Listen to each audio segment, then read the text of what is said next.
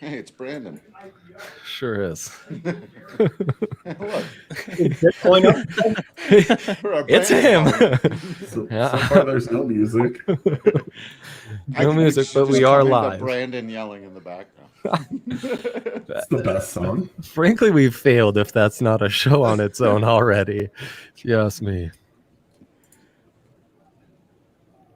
All right, we should tweet stuff. Mm-hmm. Yeah. Does anyone see the feed? Miss the old funky music. No doubt, no doubt. Oh, private chat. Go tweet the YouTube link in the chat. Sure. Why not? This is really going so smoothly already. So far, so good. Yo! This rocks. 60 seconds of us talking to ourselves.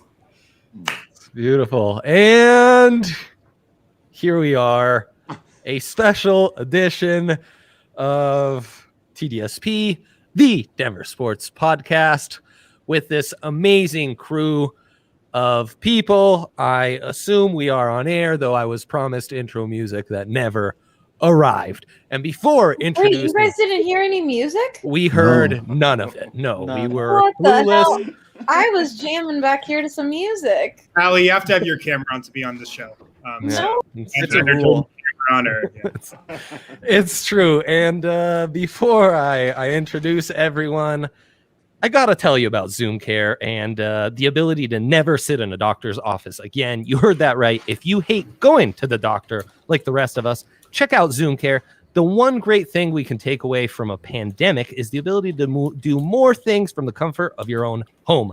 Nobody likes sitting in a doctor's office or even going to the doctor for that matter. But we all need to take care of ourselves. So what is Video Care? Video Care is like a trip to Zoom Care just from your couch. You can see, hear, and chat with your doctor just like a traditional office visit. Get secure access to urgent, primary, and specialist care, including mental health care. Video Care is covered by most private insurances, usually with a copay. Visit zoomcare.com to get started. That's Zoom, ZOOMCARE.com. There's nothing better than getting a diagnosis from your doc sitting in your own living room. And remember, supporting our partners is supporting us. So help them out to help us out. Here we go. Uneventful week in Denver sports. We'll get into that in segment 3. But we had the Goaties last night. Very eventful. And this cast of trained killers is here to viciously debate those awards because we picked the nominations. You, however, pick the winner. So it's time to, scold you for your picks or reward you for your picks, however that may be. And there's the thread, all the winners. It's fantastic. Go to YouTube to check out the whole show. It was a blast. I think the most controversial and where I want to start, though, is Newcomer of the Year. Some fine nominations here with Daniel Bart, arguably the best story of the year. Andre Burakovsky, who I'm partial to because Andres and I always stand by each other. MPJ, who was the odd betting favorite, and Carl Durrell, a phenomenal story in its own. Burrow wins this one, and bit of controversy in the office. So your thoughts on this, folks? Well, is the controversy that MPJ was a 2-time nominee, or is it the controversy that he didn't win? Because I think both of those things could be true. Even the controversy is debatable, which tells you how controversial this award was in the first place. To me, the winner was kind of controversial, besides the controversy of how we came to those nominees in the first place. Yeah, I remember, I think it was a basketball game. Maybe it was a football game. We were watching at the bar a few weeks ago, and me and Dre and D-Line got into a kind of heated conversation about whether MPJ should even be eligible for this. I've thought pretty firmly that he should not be eligible because he isn't a newcomer. Like, he's maybe new to being allowed to be impactful if you wanted to, but in terms of the way that Newcomer works, you have to be new, and he had already been around for a year, and so that to me was the big controversy. And we'll get into the Durrell snub in a sec. AJ, yeah. on the episode, you argued for MPJ, but with some distance, you've publicly argued for Burra, who ends up winning. So, what's your official stance on this now that you've had some time? Like, I thought MPJ would have been a perfectly acceptable. I mean, he as like a newcomer, right? He was great. My only objection was that he was a 2-time nominee for newcomer of the year. Like, right. It's like you can't be nominated. I'm actually on AJ and everybody's side in this. People think I'm not, but I am. It's like you can't be nominated for new artist of the year 2 years in a row. Like newcomer of the year equivalent to new artist of the year. You know, like Drake can't win new artist of the year twice, like 10 years ago. You just can't. Yeah, I totally agree. Drew, as our voice of reason here, where do you fall? Yeah, I was the same. I never understood why MPJ was included in this. It's just like, you know, like in baseball, we have there's like the cutoffs for when you can no longer be a rookie, right? Because that can be kind of confusing with September call-ups and all this other stuff. But it's like once you pass 50 innings pitched or 100 plate appearances, or they've moved around. I can't. Those are probably old. A couple of CBAs ago. I'm getting old, as Michaela reminded me. But because I know who Bruce Springsteen is. I know, right? But wow. Yeah, you can't win Rookie of the Year 2 years in a row. You just can't. And so, Newcomer of the Year, I think the electorate rightfully held that against MPJ. I like the Burakovsky pick here just because certainly he played a huge part in my Newcomer of the Year status to being a hockey fan. And so, like, he's so great to watch. So I really enjoyed that. I gave my best pitch for the Daniel Bard story, but you know, no one was voting for anything Rockies. They gave the social media team some love and said, screw the rest of that organization, we don't care, burn it all to the ground. So yeah, I'm confused about like the Carl Durrell movement when Daniel Bard exists. Like, if your argument MPJ can't be there because he was already nominated, or Burakovsky shouldn't count because he technically started his Avs career in 2019. Fine, you remove both of those, and Daniel Bard still should smoke what happened with Carl Durrell. And like, that's nothing against Carl Durrell. It's just that the Daniel Bard story was one of the best, not only in Colorado sports, but in all of sports. It's the comeback story of the year where you just get really excited about a guy that was left. His career was over, and not like recently over. It had been over for a while, and he comes back and he ends up like, he starts out the season, he's a middle reliever, and then as the bullpen just implodes and he just continues to be aces, the guy moves into the closer position and does just fine with it. Like, the guy was awesome. And he actually, you know, abbreviated season and all, but he was great in his role. And there's the only asterisk is that it was a short season, so he didn't have a chance to get Coors Fielded. Right. Yeah, and my other beef with how the nominations are picked starts with you, Henry, and how the Buffs nominations were picked, because I would have argued Jarek Broussard was the real Newcomer of the Year for the Buffs with the kind of historic numbers he put up. But your argument is technically he's not a newcomer at all.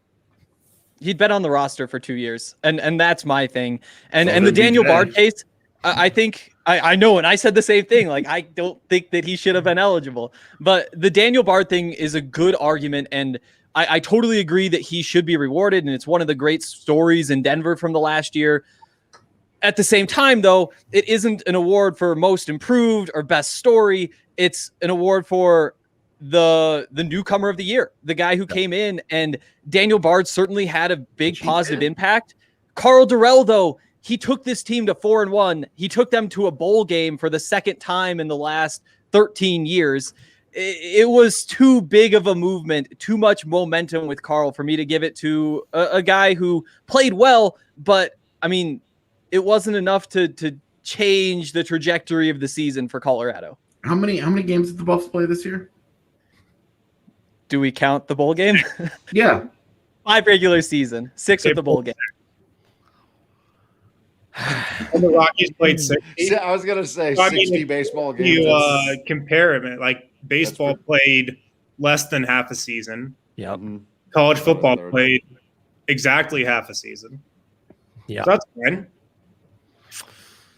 Yeah. I mean, it's an asterisk year. I think one job is a Argument lot well harder made, than the Harrison. other. Argument well made. Yeah. I think just being wanted being a closer for the Colorado Rockies is a lot harder than being a head football coach for the Buffs, especially when all you have to do is coach 5 games. And then they earned the 6th game in which they got waxed. Allie, make a note. Toughest jobs in Denver sports.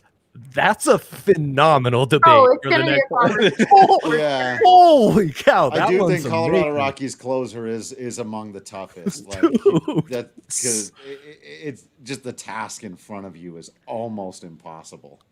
At the same time, though, CU Buffs head football coach. It's not like that's a dream Probably job up there, at this too. point. Yeah, being a head coach of a college football team, come on now. That is a hard. Yeah, I'm with I didn't- Hank on Carl I didn't say Durrell. it was an easy job. I just Yeah, said it's- one of them is historically difficult, and the other one is being the head coach of the Buffs. But it was And If, like- if you look at the results, though, you could make a good case for the Buffs being historically difficult to Yeah, turn and around. it's also the case that you would make where had they had enough season, they wouldn't have made a bowl game.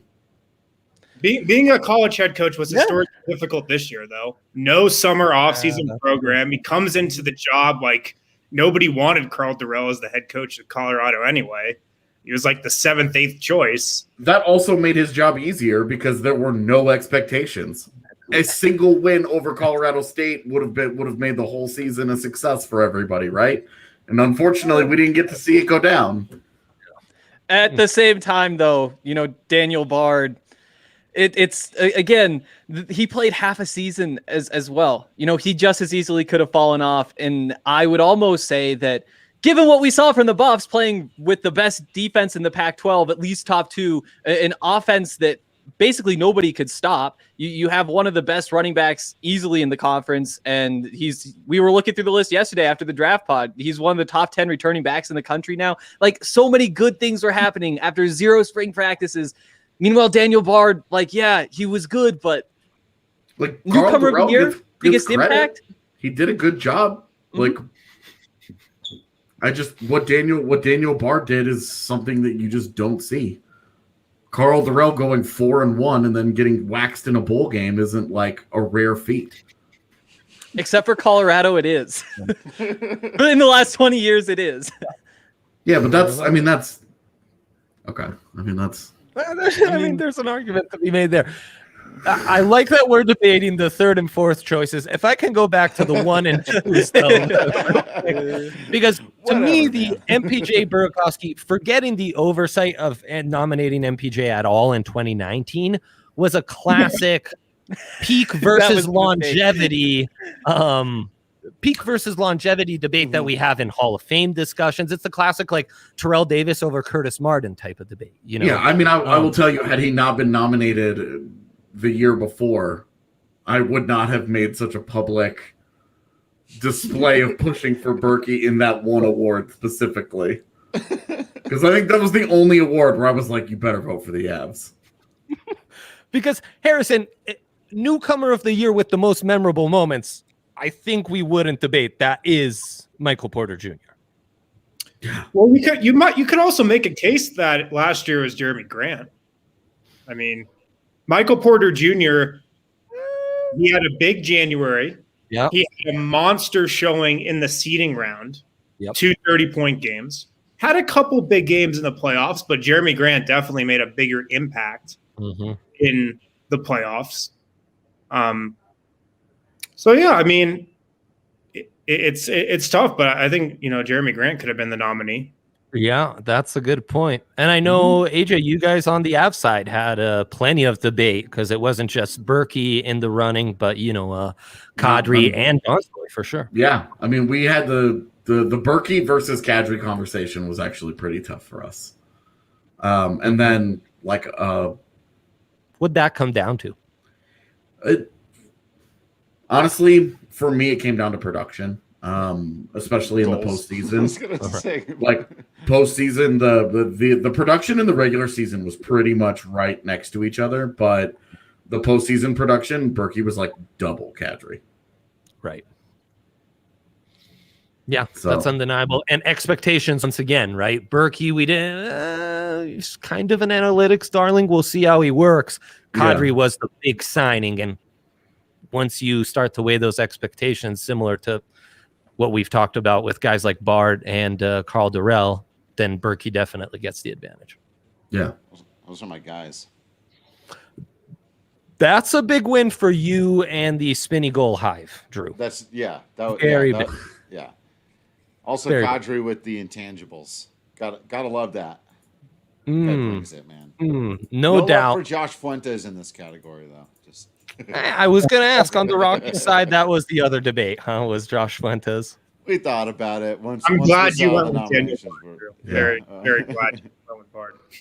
Yeah, I think next year we'll want to push for best story too, so we can give guys like Daniel Barr a little more shine. As far as the other awards that I want to hit on in this first segment, we had Bedney, our first ever back-to-back best dressed. To me, a little controversial because he let the hair go this year, but Someone got worse in their category and still took the award. We had a couple of back-to-backs, right? With Rocky's Twitter winning social media That's and true. then Bednar Yeah. getting best dressed. Yeah. that's exactly right. So now it's established. Those are the kings. You got to come for that crown. the kings of the Goaties. I like that you said this, Drew.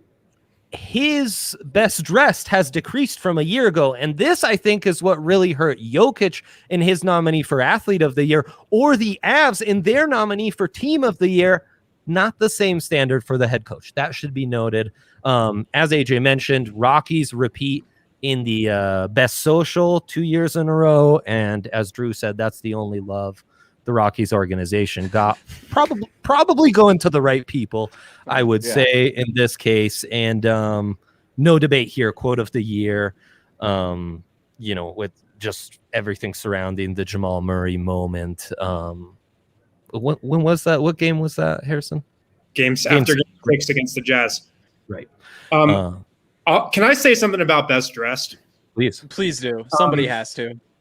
You are the authority on this panel, I think, as far as best dressing. Coaches should not be under consideration for best dressed. It should be a player only award. Like NHL coaches, everyone wears a suit. It's tough to look bad in a custom tailored suit, if we're being honest. Yeah. NBA coaches now just wear like team issued Nike half zips. Like they all wear the same thing. NFL coaches have somehow been able to wear sweatpants for like all the time, which is just incredible. Like more power to them. Baseball coaches wear freaking uniforms. So Just coaches should not be under consideration for best dress. It should be a player only award. That's my 2 cents. Yeah, but then we would have nominated Landeskog, and this would have been a landslide the other way. That's fine. I would have been fine with that. I would have been fine with that. Just saying that they're gonna vote for the unicorn of a human. Not a good set. Couldn't we have given a good send off to like Big Z with the best dressed? He doesn't wear socks, so no.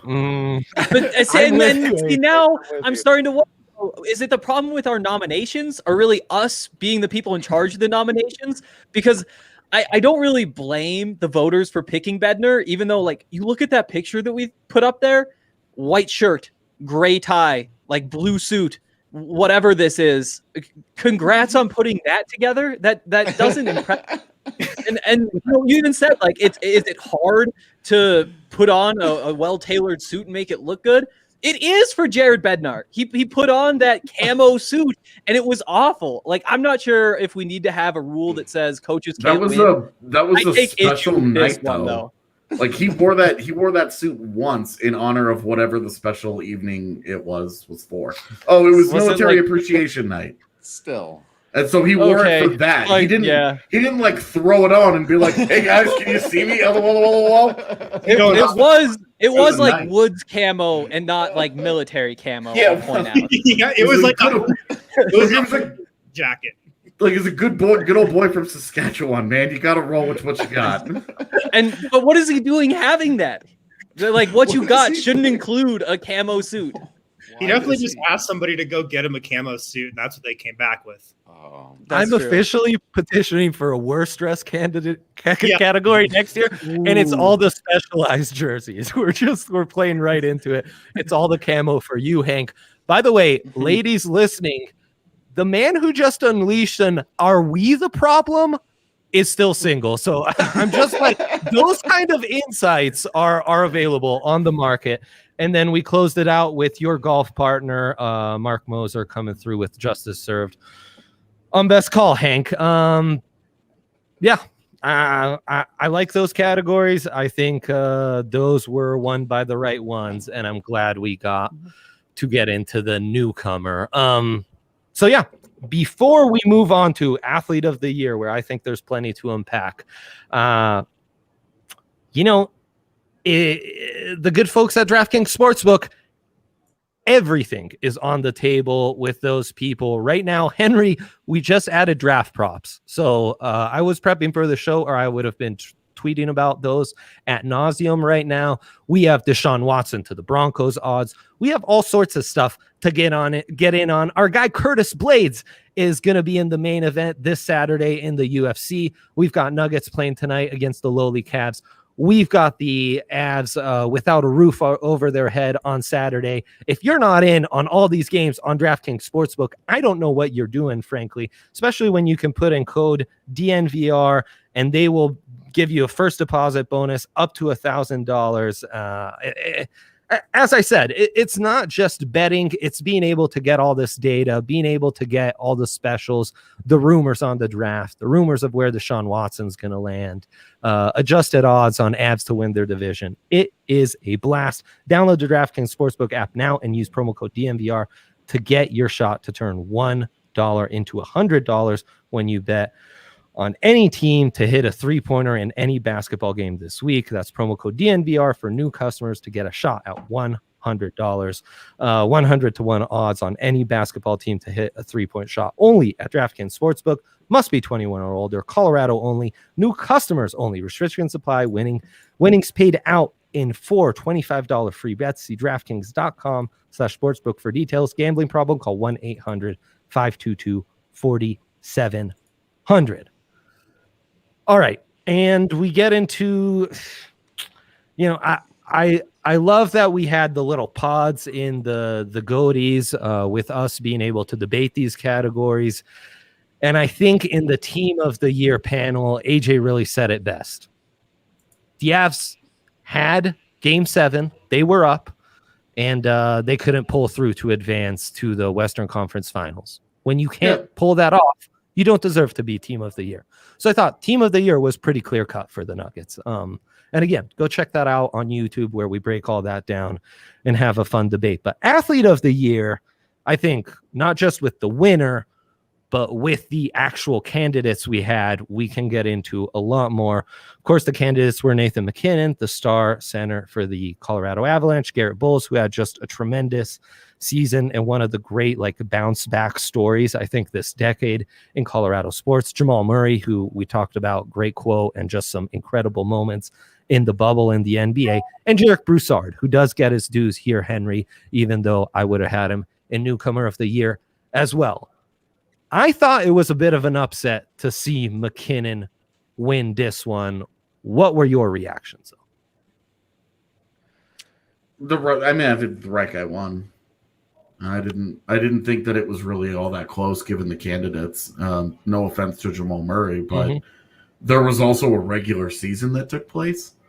Yeah. And Nathan MacKinnon finished second place in the MVP trophy and arguably deserved to win the thing.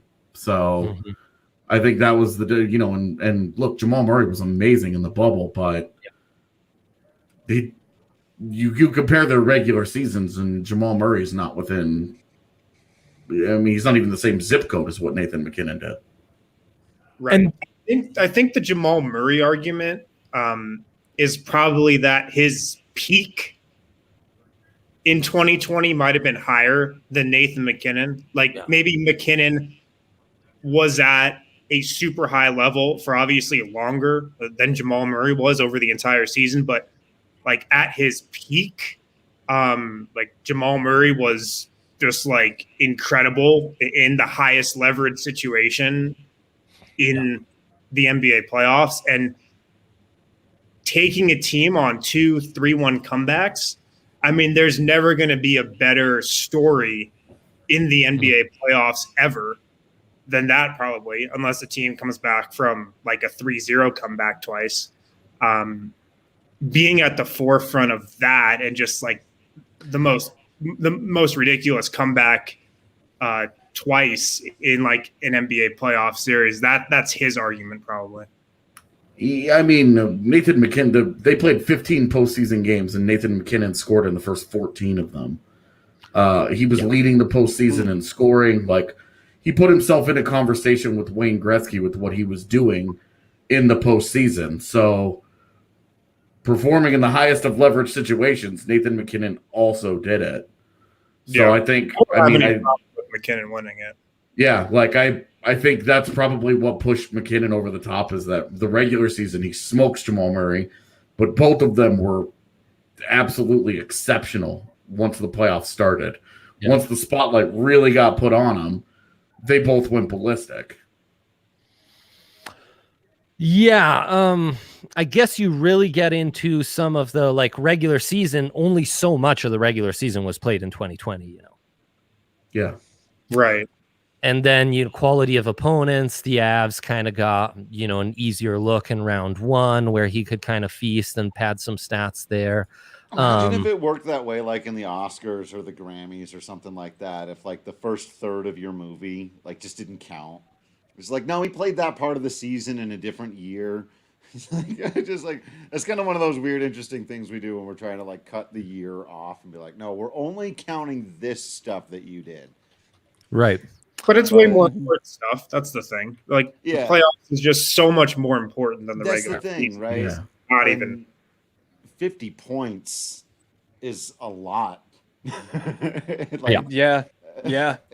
I remember AJ talking about, you know, when we were talking about how Larry Walker got into the Hall of Fame and didn't have a ton of those moments, you know, which I totally agree with. And I think Jamal has the moments argument here, where it's just like he had.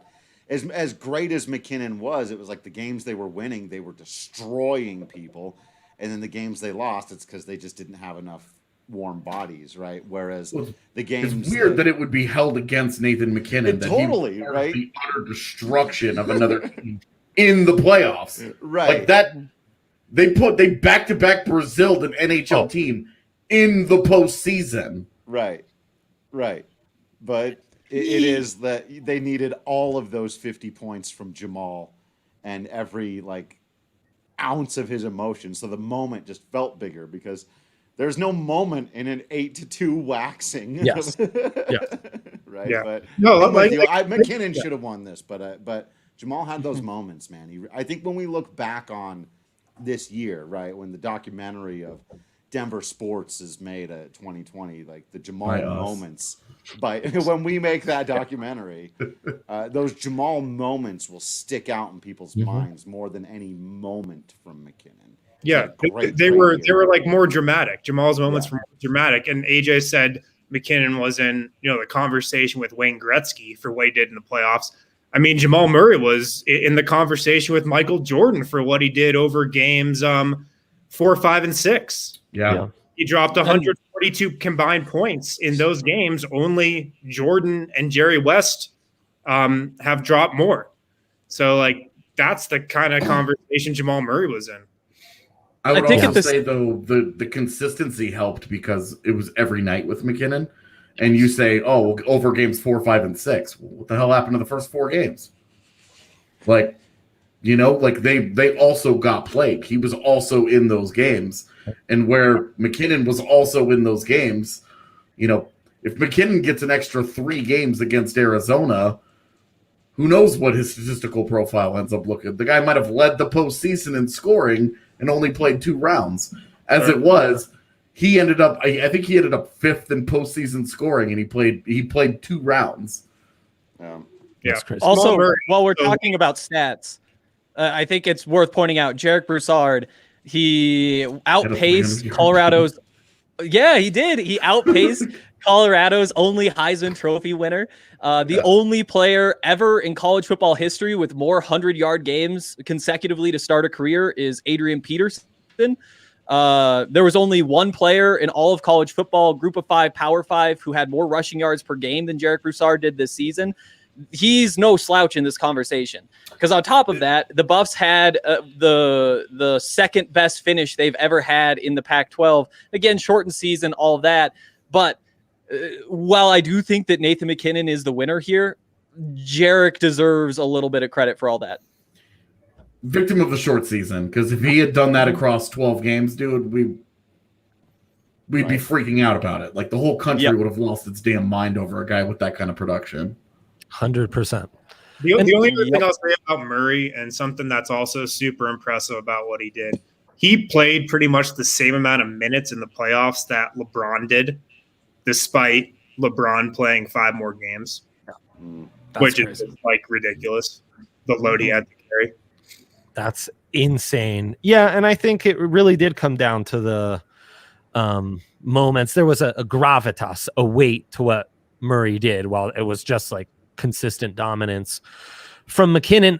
Harrison, what was your guys thinking as you debated Murray over Jokic? Because I think there's a bit of a peak versus longevity argument that could be made here as well. Well, I think it's what we were just talking about earlier. The moments we're going to remember. We're going to remember Jamal Murray's, just like I said, games 4, 5, and 6. His post-game speech after game 6.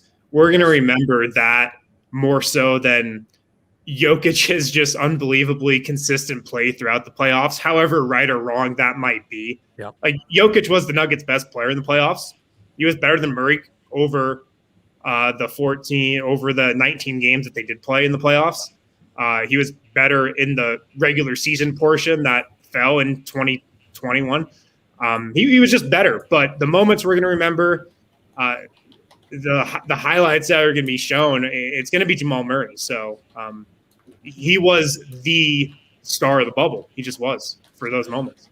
Yeah, definitely. I mean, it's so interesting because, Jokic was putting up Bird Magic, better numbers than Bird and Magic were in their 25-year-old season in the playoffs. And those guys are like some of the best young players in NBA history.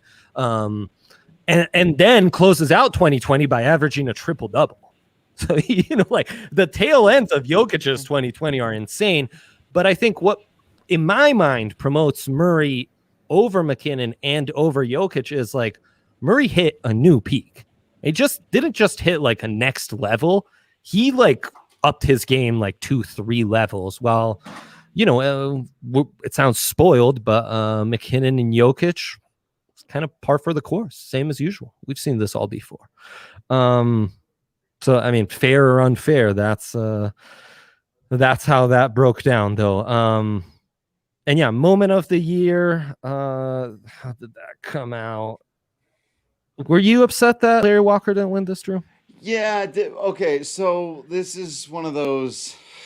Again, I think if the Rockies had a chance to win like something big and meaningful, no disrespect to the social media team, but a little more meaningful for Rockies fans and the Rockies community, it would have been moment of the year. And I've got no problem with it going to the big Game 7 win over the Clippers. There is a way for me to frame it, though, to say that, the Nuggets won a quarterfinals game and the Colorado Rockies organization got validation and an entire career was validated.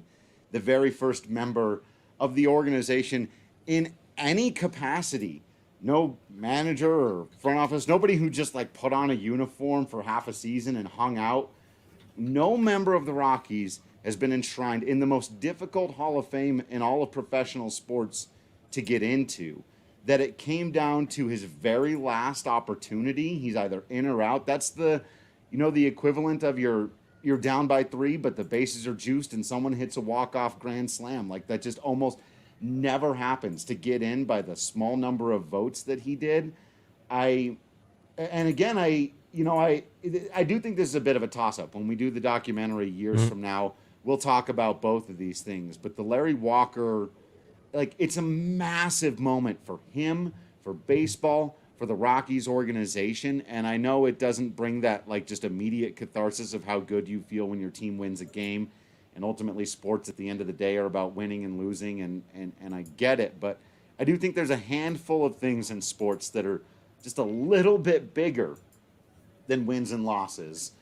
And the Major League Baseball Hall of Fame is one of those things, at least to me. And I know I'm biased in that case, and that it was such an uphill battle to get him in there.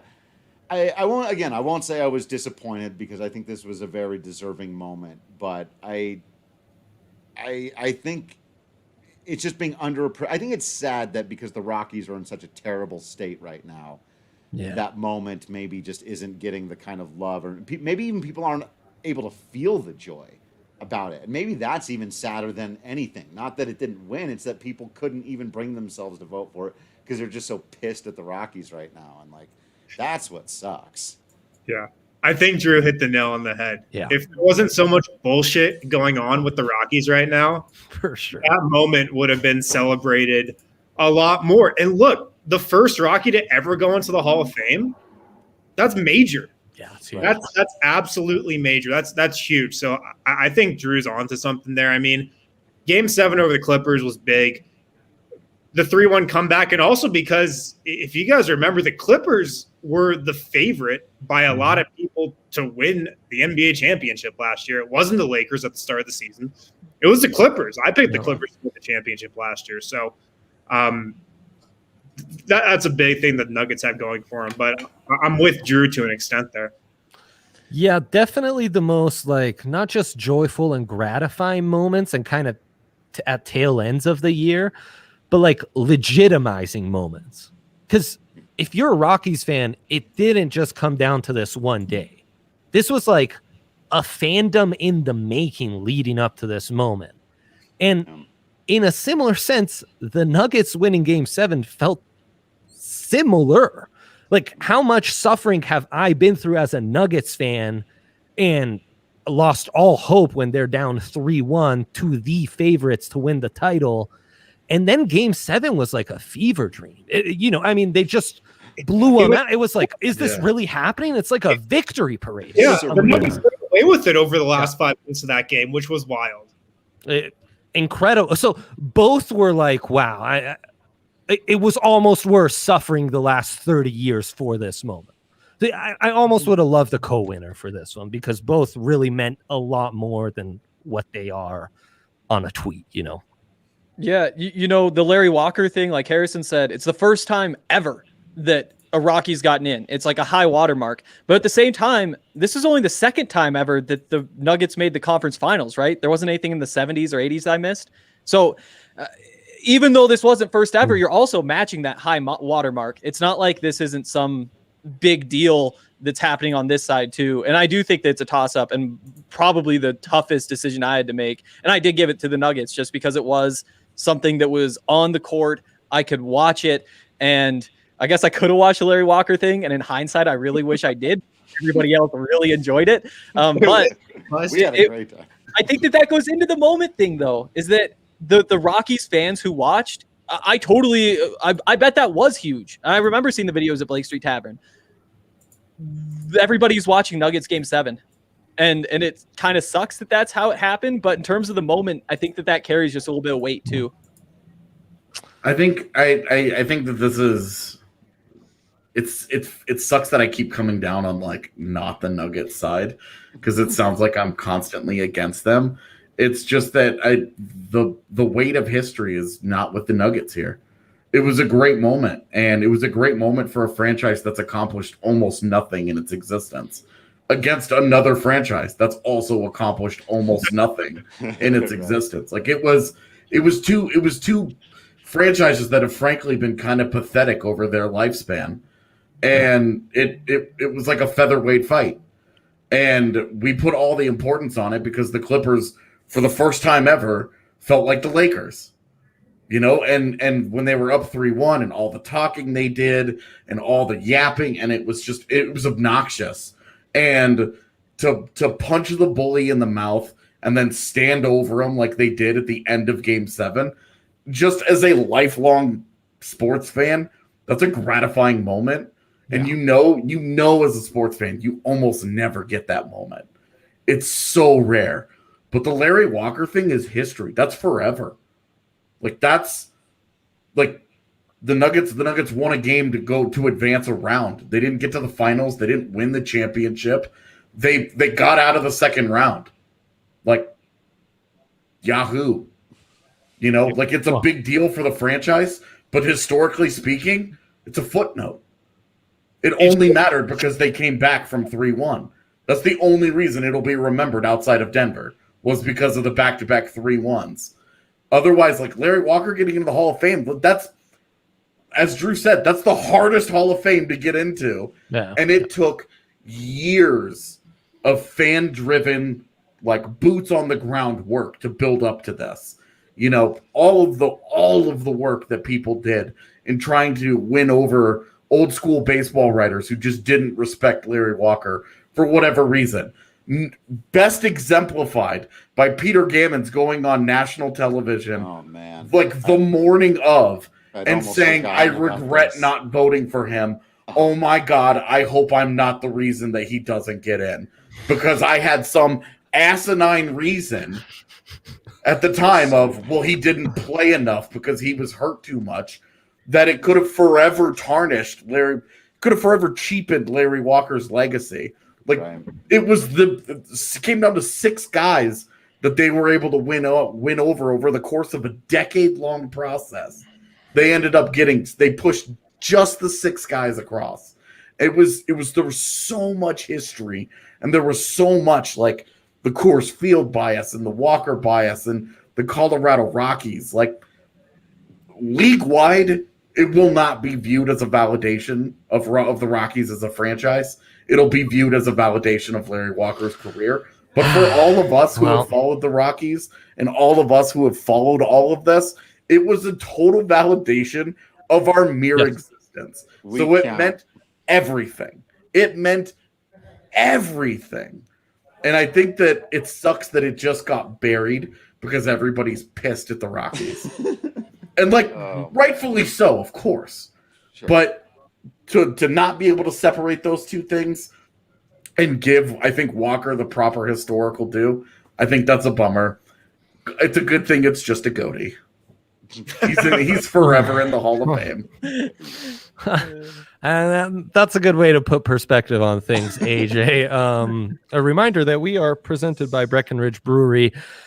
With that, I think we're ready to move on from the Goaties. That was a phenomenal show for a not so phenomenal year. Here's a popping a Breck brew to 2021. But, you know, thank you to everyone who put work in that, and thank you all for tuning in and participating. Yeah, this debate really got me ready for some 2021 Goaties, where, you know, Deshaun Watson's fighting George Payton for a Newcomer of the Year. That's going to be great stuff. Jay going to get nominated again for Newcomer? It's a Dreyad's way. It's our tradition. Yes. No. Every year it's going to be Bull. Bull. He's not a newcomer either. He's been around. That's what I'm saying. Next year. So. Oh, I hate it. Maybe to make all parties happy, we just call it the MPJ Award. In his honor, right? Nuggets party. yeah, exactly. So I hope you're all ready for Who Won the Week, because we are getting into that. On the other side of this, do you or anyone you know need a job? Because Green Mountain Dental is looking for an experienced office manager bookkeeper. This is a salary position with great benefits. The office manager's role is to organize and coordinate administrative duties and office procedures. This job requires 10 years of office manager experience. Other duties include preparing payroll, monthly financials, experience with a variety of office software, ordering dental supplies, handling marketing and advertising, supervising staff, etc. This team is an incredible group of people to work with. Please call them today. If you or anyone you know is interested, call 303-988-0711 or head to their website, greenmountaindentalgroup.com. Further information. We've had several DNVR listeners switch over. Check them out. They are our dentist of choice. So Green Mountain Dental, check them out. Give those good folks your business. They will take care of you. Okay, I mentioned it, not an eventful week in Denver sports, but who won the week? Allie, do you have music for us? As far as I know, music is playing right now. You hear it, none of us hear it. I have music this time, I promise. Lay it on me. Who did the most and who did the least? Who was the dog and who was the beast? Who's in the boat and who's up a creek? Let's see. Who won the week? Voila. That's what a jam. That's shorter than I remembered it. But delightful nonetheless. I feel like I am punishing people by picking who to go first on this Who Won the Week. Once again, I am in anxious anticipation to see what DC has in store for us today.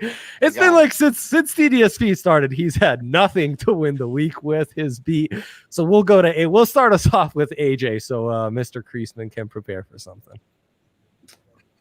Okay, I guess the Avs won the week just because they came back from their COVID break. They went 1-1.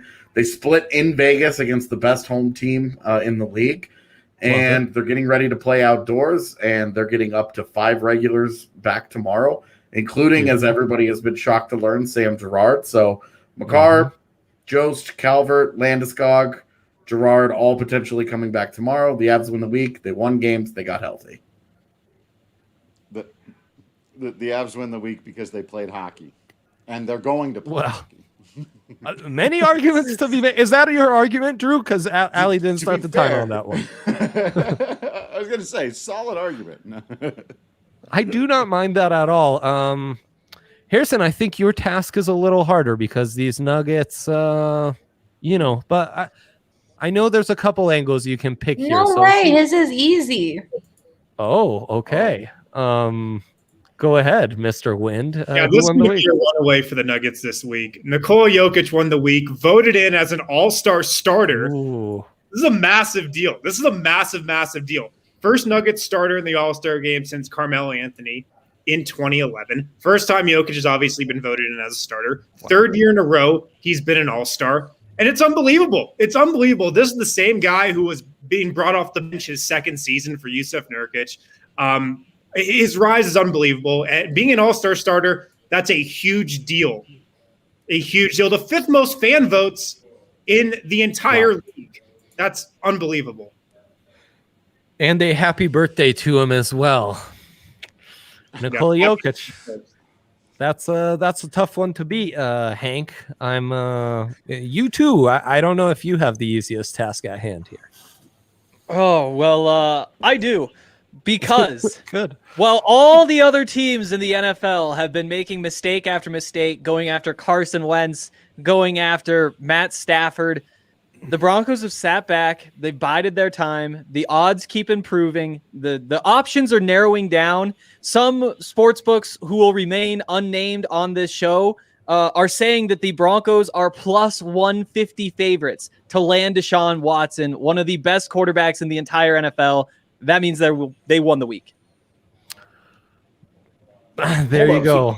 They gives me shit because my argument is the Avs played hockey and will play hockey, and the Broncos' argument is other teams did stuff. They didn't do basketball dumb things that other teams did. Yeah, wow. No, and it's working out. It's all setting up perfectly. Deshaun Watson has to go somewhere, and the Buffs basketball has lost 2 straight. Buffs football has done absolutely nothing. The Broncos are my option, and Deshaun Watson is available. Well, he will be, probably. Where do I go to get a show where Henry talks and there's a camera on AJ reacting? Because I want that greenlit. Yes, that's a sitcom all by itself. Yeah, that's our new most popular show. Those two camera sitcoms. Isn't that what they're called? Totally.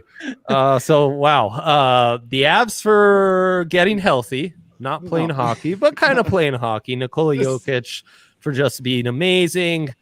The Denver Broncos for not trading for Carson Wentz and now becoming favorites. Honestly, for becoming favorites. Okay, This is and terrible. All right, here we go. Our This is hero, right here for me our to win hero, the this. moment Come the on. people want to see. Drew Creasman, what do you have for us, my friend? Look, folks, it's not about what you actually believe was the moment of the week. It's about the argument, right? So we've got the Avs for being a hockey team, the Broncos for not doing anything at all, and the Nuggets because the best player in the NBA is going to be an all-star. Kyle Freeland won the week because he became the leader of the Colorado Rockies this week, came out with strong, emphatic quotes to the media about being a snake in the grass, about being overlooked and underrated, all the things you want to hear from a guy. No, the Rockies aren't going to be good, but they're going to start to move in the right direction with these young players. But I can't. This thing's freezing all over on me. I can't see stuff. Whatever, man. These guys are talking about just existing out here. Kyle Freeland won the week. Yeah. Was it not part of my argument that the Colorado Avalanche won a hockey game this week Did that happen? against their prime rival in Vegas?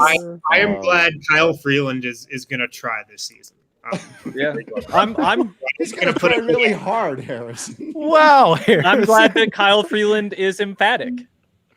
Very. I'm glad that emphatic. Kyle Freeland knows how to talk to the media. Yeah. The rest of his Someone in that organization could learn a thing. Hey. How should I phrase this, Hank? Top dash contenders for Deshaun Watson? Did you guys know Favorites he's for from Deshaun Denver? Watson. Favorites, okay. Betting Yeah. favorites, not real world favorites. Betting favorites. Depending on who you ask, if you want to throw that caveat on too. So true. Presented by Breckenridge Brewery, I remind you. Who won the week last week? Yeah. We didn't have a poll. Controversial. We didn't have a poll. Harrison, I was looking at the game log. I think last week the argument should have been made for Zeke Naji. Well, I mean, half of our voters on Twitter don't know who Zeke Naji is, so I'm trying to play the crowd. Also, Wins. CDSP was early, so Zeke hadn't even shown up yet. The Zeke breakout wasn't even. I'm adding Zeke as my option. And screw you, Twitter people who don't even know who he is. Shame on you, frankly. Okay, well, best of luck, folks, because Allie will be back next week to exalt the winner and punish the losers, as she always does. This has been a pleasure for me to host you all. Yeah, thanks for tuning in. Again, we are presented by Breckenridge Brewery. We will catch you next week. Have a great weekend, folks. Oh, is it doing that again? Kidding me? Oh, is it doing that again? All right, we're just ending. Oh, Allie.